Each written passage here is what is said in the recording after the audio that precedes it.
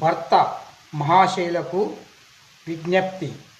ఒరే, మీరు అనుమానాలతో మీ పెళ్ళాలకు విడాకులు ఇచ్చేస్తే మీ పిల్లల పరిస్థితి ఏమవుతుందో ఒక్కసారి ఆలోచించారా?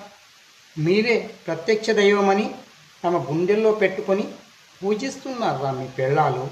కానీ మీరేమో పిచ్చి పిచ్చి అనుమానాలతో వేధిస్తున్నారు.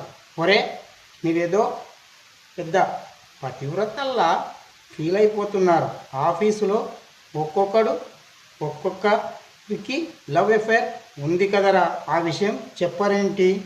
అందుకే భర్త మహాశయులందరికీ విజ్ఞప్తి చేస్తున్నాను. మీరు మీ పిల్లలకు విడాకులు ఇవ్వకండి. మీరు మీ పిల్లలను గుండెల్లో పెట్టుకొని పూజించండి రా. అప్పుడే పెళ్ళికున్న బంధం బలపడుతుంది.